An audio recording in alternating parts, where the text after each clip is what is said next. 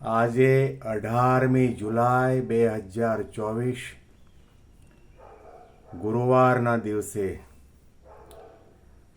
આજના ચિંતનમાં તમામ સંતો હરિભક્તોને મારા સાષ્ટાંગ પ્રણામ. જય સ્વામિનારાયણ. આજનું ચિંતન, ભાગ્ય જાગ્યા રે આજ જાણવા, થયા કોટી કલ્યાણ, ઉધારો ન રહ્યો એહનો, પામ્યા પ્રભુ પ્રગટ પ્રમાણ. ભાગ્ય જાગ્યા રે આજ જાણવા. આધ્યાત્મિક માર્ગમાં કેવળ કેવળ કેવળ ભગવાન અને સંતની કૃપાથી આપણને પ્રત્યક્ષ અને પ્રગટ ભગવાન મળ્યા હોય તો પણ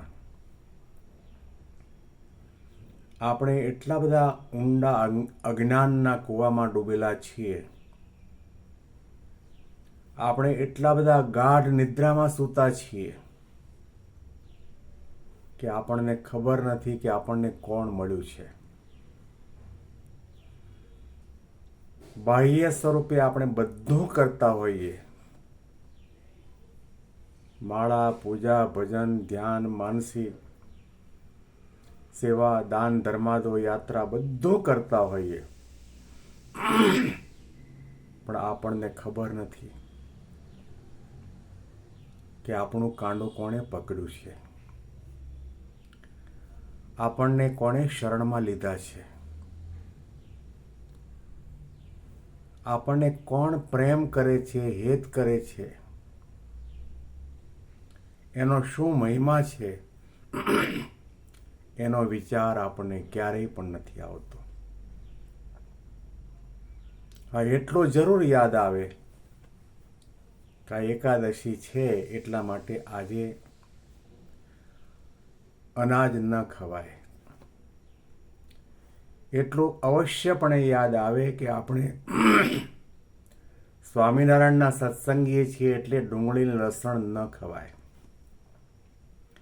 એટલું અવશ્ય યાદ આવે કે ચાતુર્માસ ચાલે છે એટલા માટે રીંગણા, મોળો, મોગરીને શેરડી ન ખવાય. પણ આપણને ખબર છે કે આપણે જેને ગુરુ માન્યા છે એવા યોગી બાપા, પ્રમુખ સ્વામી ને મહંત સ્વામી મહારાજ કોણ છે? જેની માળા, પૂજા, ભજન, ભક્તિ કરીએ છીએ એવા આપણા ઈષ્ટદેવ ભગવાન સ્વામિનારાયણ કોણ છે? એનો આપણે ક્યારેય પણ વિચાર નથી કરતા. એટલા માટે મહારાજના પરમહંસો આપણને કલમ અને કંઠ દ્વારા જગાડે છે, જાણપણું આપે છે.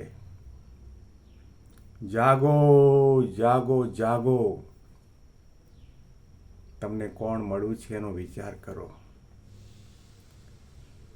એના આનંદમાં રાચો, એની મસ્તીમાં રાચો. તમારા ભાગ્યનો કોઈ પાર નથી. જે આંખો દ્વારા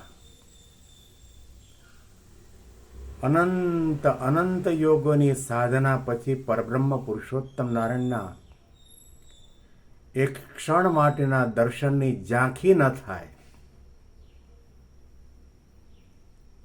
એ ભગવાન અને એ ભગવાનના અખંડ ધારક સંતે આપણને બાહુપાશમાં લીધા હોય, આપણને પત્તર ભરી ભરીને જલેબી અને સાટા પીરસ્યા હોય, દૂધપાકની રેલમ છેલ કરી હોય,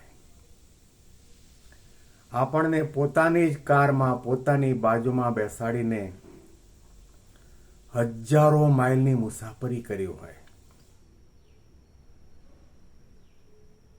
આપણને નામથી ઓળખે, આપણા ગામથી પણ ઓળખે, આપણી સેવાને જાણે, ભક્તિને જાણે એવા યોગી બાપા, પ્રમુખ સ્વામી અને મહંત સ્વામી મહારાજ આપણને પ્રગટ મળ્યા છે.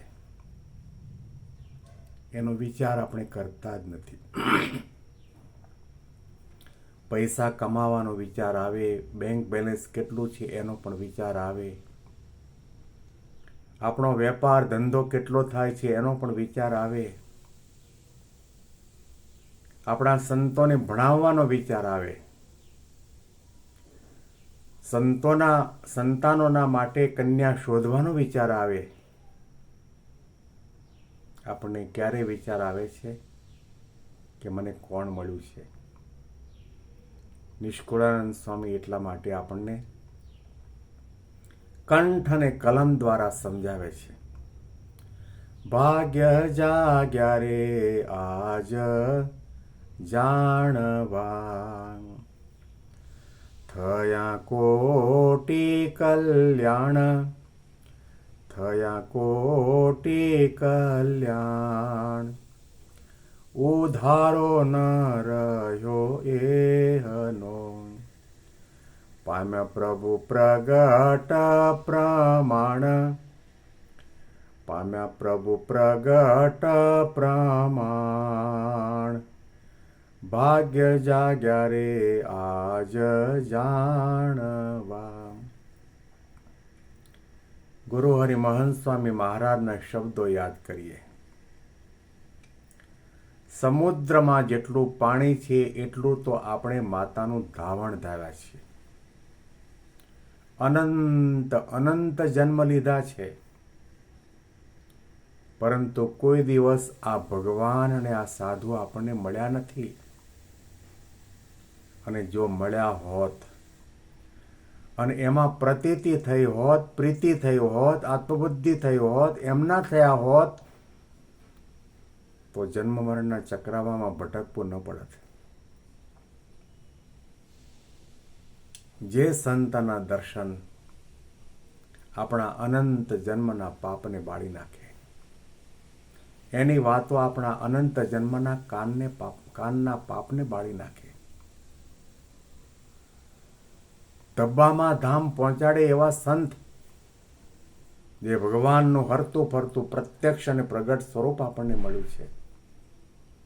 ગુણાતીતાનંદ સ્વામીએ કહ્યું કે અમે તો ભાવડા જેવા જીવને પકડી લાવ્યા છે, આ બધાને બ્રહ્મરૂપ કરવા છે.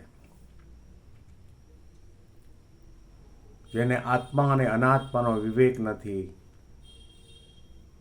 વિષયનો ત્યાગ કરી વૈરાગ્ય પામી ભગવાનના માર્ગે ચાલવું જોઈએ, એનો એક ક્ષણના માટે પણ વિચાર જાગ્યો નથી. તો સ્વામી કહે છે, થયા કોટી કલ્યાણ. યોગીજી મહારાજે 1955ની સાલમાં ભાવનગરના ટાઉન હોલમાં કહેલું કે જીવ દશામાંથી, જીવ કોટીમાંથી બ્રહ્મની કોટીમાં મૂકવા માટે ભગવાન અને સંત આપણને મળ્યા. એ આલોકના સુખ આપવા માટે નહીં, આપણું શરીર તંદુરસ્તી ભર્યું બની જાય એવું કરવા માટે પણ નહીં.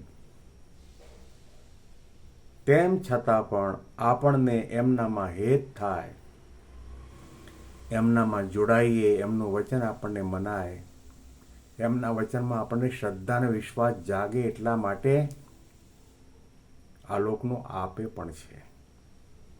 આપણે કહીએ તે પ્રમાણે કરે પણ છે.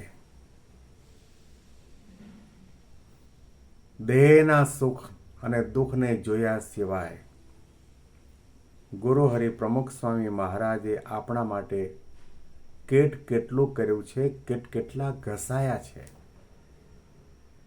ક્યાં મહારાષ્ટ્ર અને ક્યાં ગુજરાતનું નાનું ગામડું, રાતોના રાત મુસાફરી કરીને, ઉજાગરા કરીને પ્રમુખ સ્વામી મહારાજે હરિભક્તના દીકરાના લગ્ન પ્રસંગમાં કે મકાનના વાસ્તુવિધિમાં હાજર થયા છે.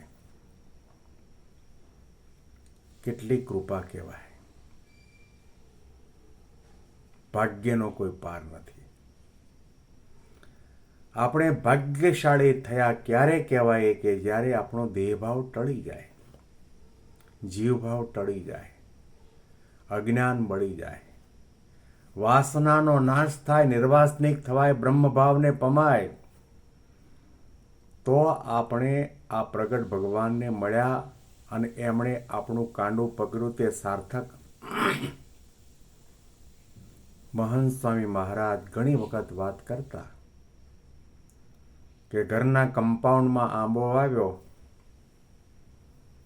એમાં જો કેરી ન આવે, ફળ ન આવે, તો એ આંબો શાના માટે? પાંદડા માટે, લાકડા માટે વાવ્યો છે? આંબો વાવવાનું ફળ શું? એમાં કેસર કેરી આવે, રત્નાગીરીની હાફૂસ કેરી આવે. એમ પ્રગટ ભગવાન મળ્યા પછી આપણને એમાં પ્રતીતિ આવે કે વાહ પ્રભુ વાહ. પરોક્ષના પ્રસંગો આપણે સાંભળીને આનંદ વિભોર થઈ જઈએ કે રામ શબરીને ત્યાં આવ્યા, ભગવાન સ્વામિનારાયણ સગરામના કોબામાં પધાર્યા. અરે સુદામાના તાંદુલ, મુઠ્ઠી તાંદુલમાં ભગવાને એના સોનાના મહેલ બનાવી દીધા. આ બધા પ્રસંગો સાંભળીને અહોભાવ જાગે, પણ એના એ ભગવાન પુરુષોત્તમ નારાયણે આપણને બાહુપાશમાં લીધા છે. આપણને દર્શન, પ્રસાદી, વાતોને મળવું, આવા અલૌકિક, દિવ્ય અને અલભ્ય સુખ આપણને પ્રાપ્ત થયા છે. તો હંમેશા આનંદમાં રહેવું. ભાગ્ય જાગ્યા રે આજ જાણવા. આ પંક્તિ ઉપર વધારે ચિંતન આવતીકાલે સાંભળીશું. બેંગ્લોરથી પીડી શાસ્ત્રીના જય સ્વામિનારાયણ.